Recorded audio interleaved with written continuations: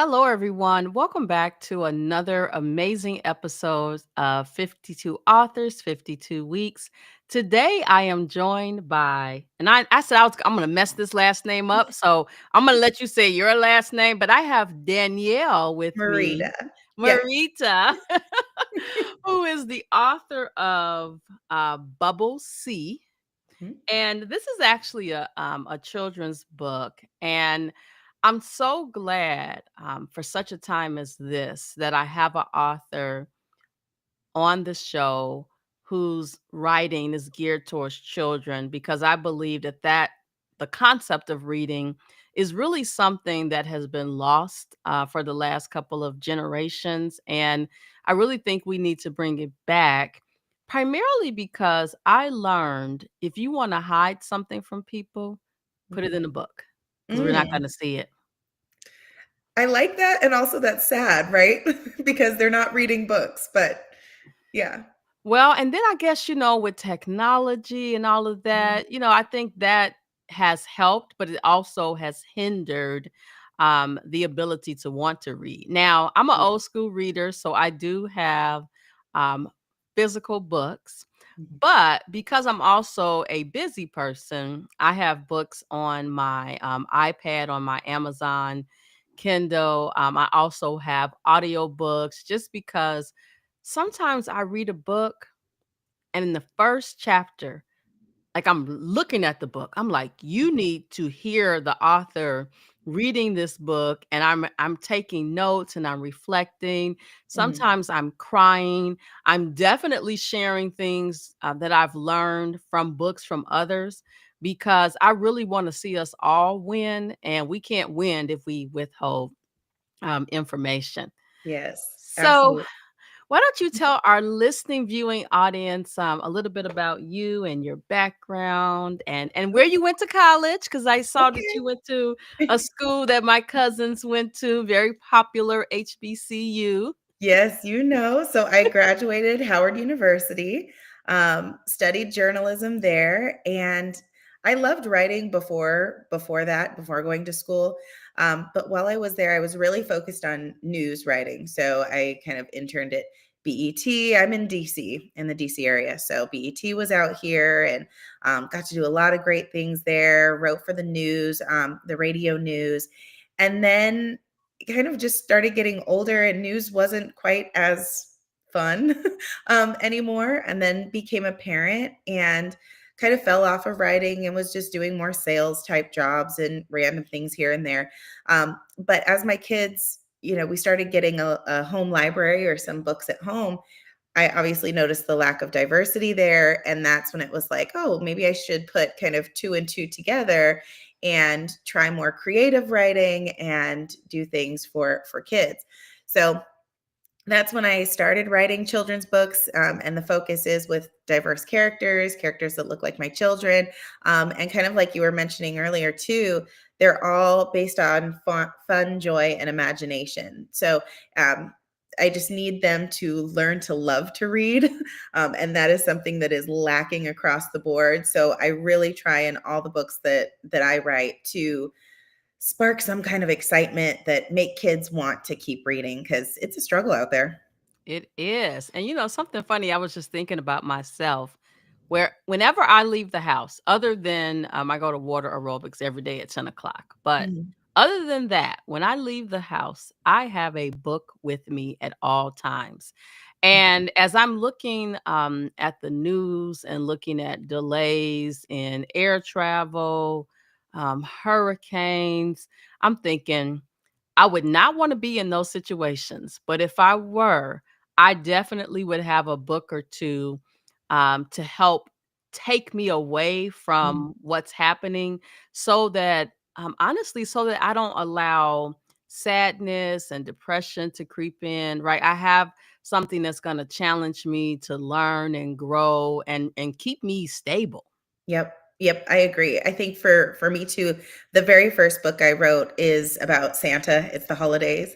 And because my family and I are, cross country. And so there are some times when we can't get back to Seattle from the East Coast, and teaching my kids kind of about that comfort and the traditions that we have, we can still do them here, even though we're far away. And so it's that same kind of thing, how to cope in kind of some stressful situations, or COVID era where everyone's locked down and you can't see people, or things like that.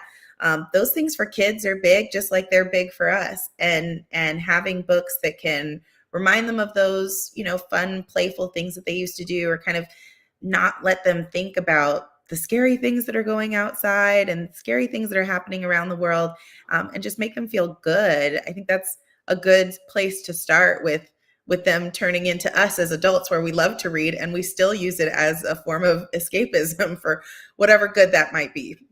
Absolutely. So I was thinking back to when I was younger, and you mentioned about the lack of diversity in books. So here's me. I'm the first child. So I'm in Chicago. My mother would not let me go outside. Now, this is in the 70s. She would not let me go outside. And so I didn't really have a lot of books of my own, but my mother had books. So imagine the younger version of me. I'm sure I probably was like 10 or 11. And I Mm. literally was reading books like Flowers in the Attic, Mm. Petals in the Wind. And what's interesting is that a lot of those books have become movies recently. Uh-huh. But I did remember having this book. And this is so funny how I'm 52 and I still remember this. There was this one book where the author it was a book about girls, and it was like, we must increase our bus. And it was like, Oh, yes. And with the yes. And so those memories are ingrained in my mind, but I really wish I would have had books to show me girls who look like me, Mm. who, as a kid, for example, wanted to be um, an astronaut, and then they became an astronaut, right? Because Mhm. I think that a lot of times as kids are getting older, they don't really know what they want to do when they grow up. And while many of us have these networks of people who we can tap into to help Mhm. them with mentoring and shadowing, everybody doesn't have that. And so I think about the kids that are in underprivileged areas who don't have any guidance, and a book could literally give them insight into the world that we are all experiencing. And so I'm happy that you've taken on this charge, and can't wait to see what other books you continue to come up with, because the kids need some help besides the cell phone. Yes, yes, amen. Well, and so that's ultimately why I've published now 5 books, kind of starting at a younger age from when my kids were younger, and then up to my first like early chapter book. Um, and and then I started a publishing company that's for Black writers. So, Books and Things Publishing is, now we have not only children's books, which is where we started, but then we ultimately started having, adult fantasy, adult suspense. We have a political drama. So it's fun now watching our library just grow, and they're all growing with Black authors and Black characters, and these stories that there aren't enough of. We're definitely better than we were when we were kids, right? Um, but unfortunately, the publishing industry, as you know, is not diverse in a way that we need it to be. So that's kind of where I was like, okay, well, what can I do if I want to do something? So that's where Books and Things Publishing started, and so we're just trying to make a space for fellow Black writers who want to get their stories out there. So are you working with kids as well who are writing books? I am. So actually, I also mentor and coach. So I have a couple of kids. I think the youngest have been 10 and 12, that I will kind of meet with, and they'll show me their stories, and we'll go over their stories and kind of talk about the whole process. We've actually published twin girls who were 14 when they published their book. So we have some young authors within our publishing company as well who have fully published. And yeah, we support young writers, middle-aged writers, old writers, everybody. And you know what? I really believe that everyone has a story inside of them. And I think there's this stigma associated with um, who's going to publish your book, right? Like, um, as a person, have this vision of having a New York best time seller, right?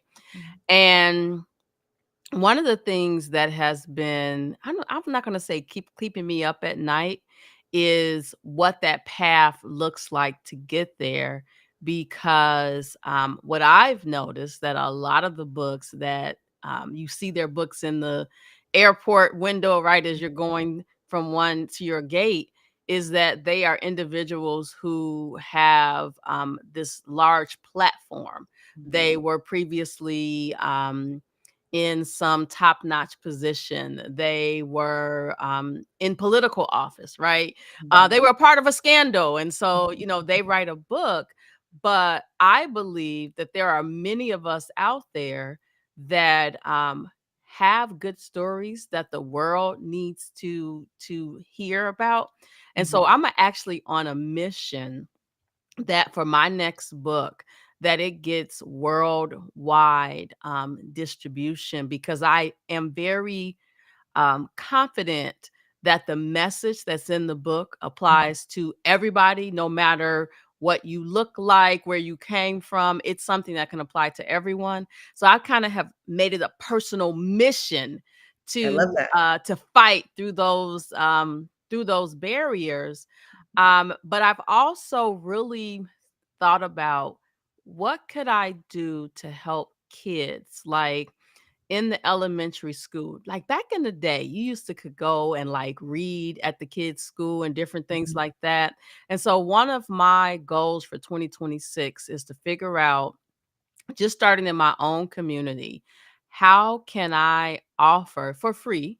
Mhm. Because I think a lot of time the barrier is everybody wants to get paid for everything, and everything is not about getting paid. For Mhm. me, it's about having an impact. But I really want to be able to reach kids in elementary school. Not that high school is too late, but high Mhm. school, they kind of got their own There little. you go. Yeah.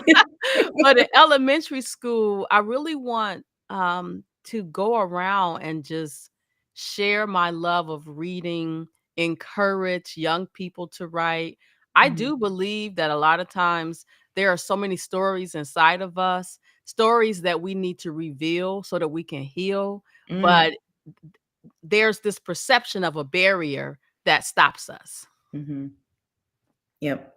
And it's not there. I mean, I think it's ourselves that stop us more than anything else, right? We see how other people are doing things, or we assume, oh, well, they're published with, Penguin Random House, and they're the ones giving them the platform, and they're the ones doing the things. And it's like, okay, well, yeah, that might be a little bit true, but I've also seen other self-published authors or other authors who go out and make a way themselves. You knock on every door, you go talk to all the local stores and local business owners, and you start on a smaller level, and that can ultimately grow too. So it can be done. It's just going to take the work. And I think that's the difference between the folks that don't ultimately publish, right, and the folks that do, is that we want it bad enough, and we'll make it happen. You'll make it happen. You'll get around the world. You'll Yes, talk and you to know what's so students. funny, because I'm like living, sleeping, drinking, eating this vision of how to get there, Yeah. because I know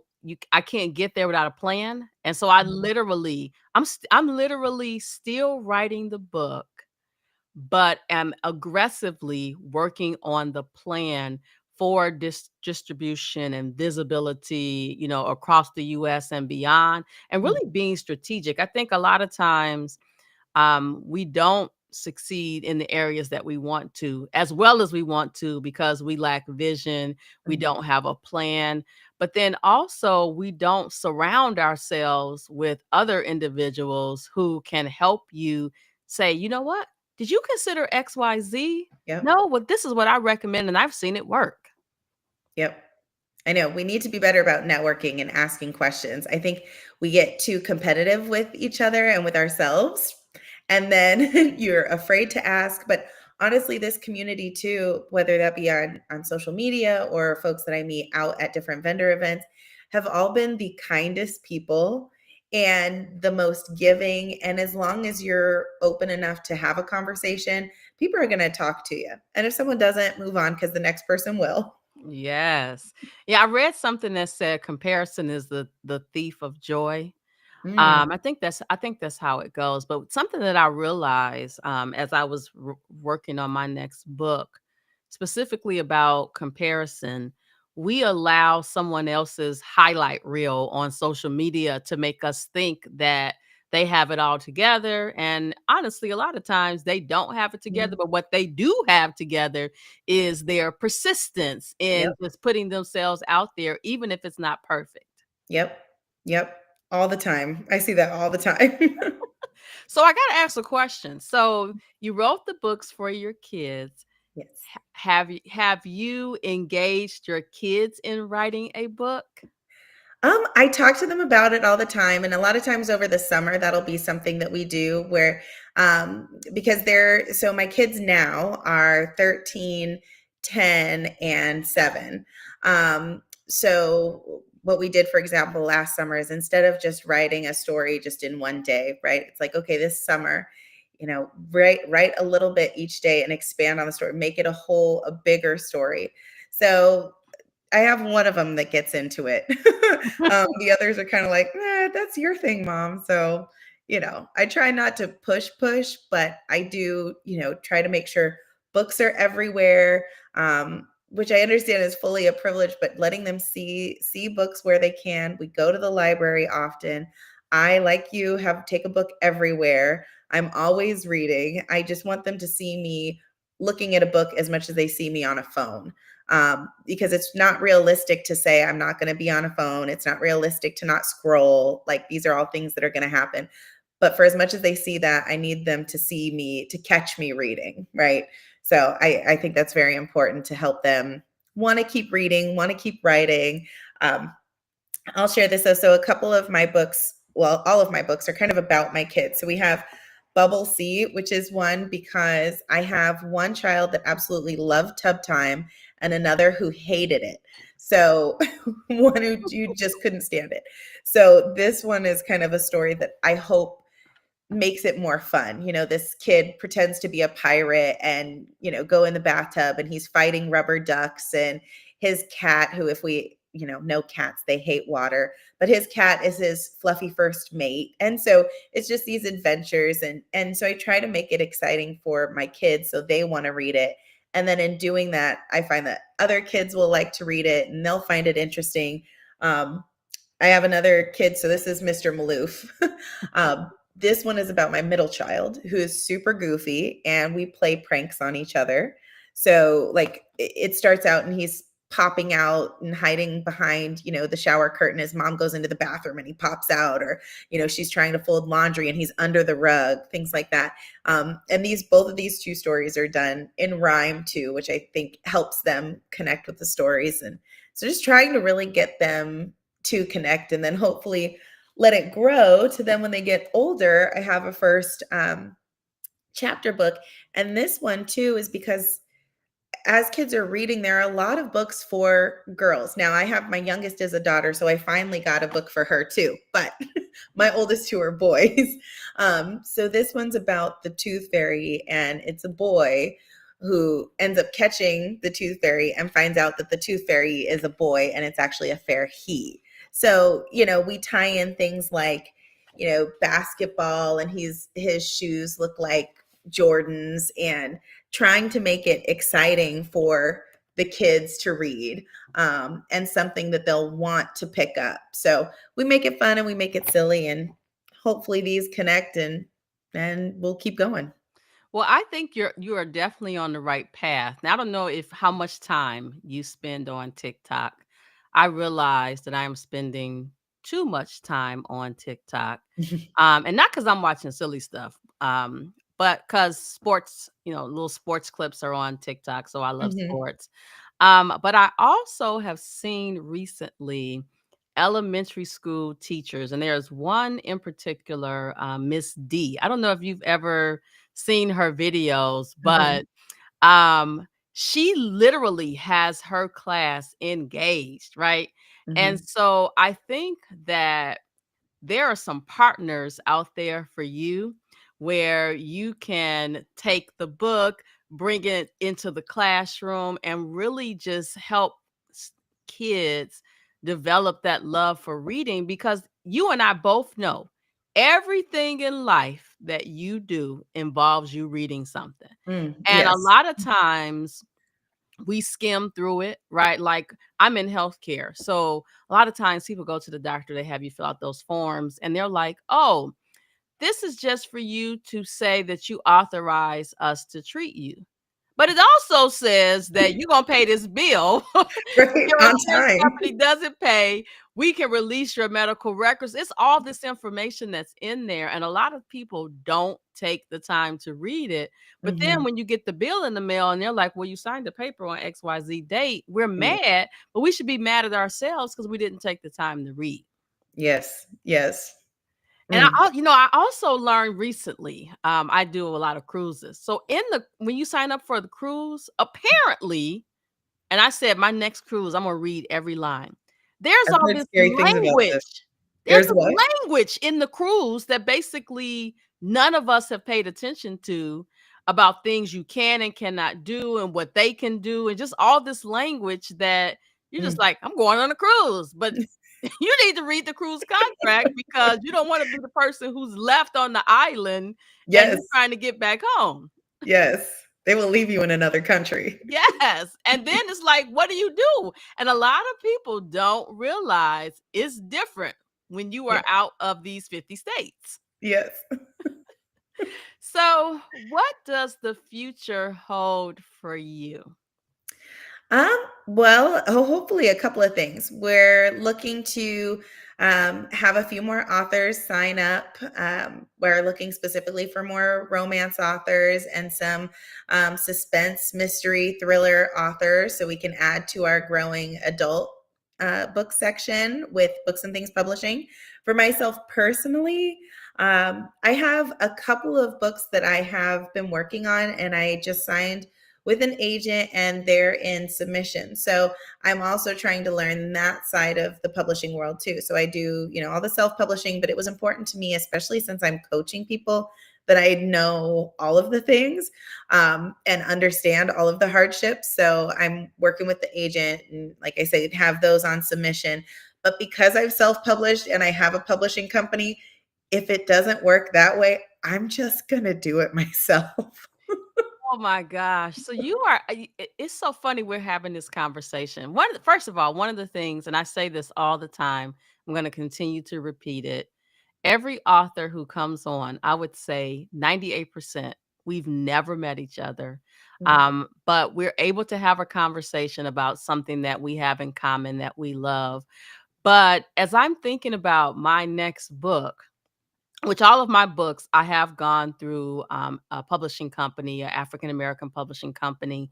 But as I mentioned to you, I want Mhm. to see my book in the airport and all these different places. And so you just kind of gave me a confirmation that basically it's going to get there. And I'm not going to worry about the how. I'm just going to worry about who's going to help me get it done. Yes. Yep. It will get there. Absolutely. So, other than books, what about plays or something like that for kids?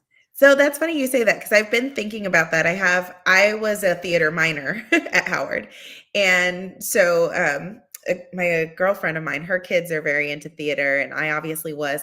And she was like, "Oh, you should just, see if you start at schools. If a school will do one of your books as a play, or start writing plays and see about community theater." So that's new in the thought process. I think that would be amazing, especially so this one that I didn't share either, but this is my bestseller, and it's since the holidays are coming. It's the holiday after, and it's about Santa's family and how they celebrate their traditions the day after Christmas.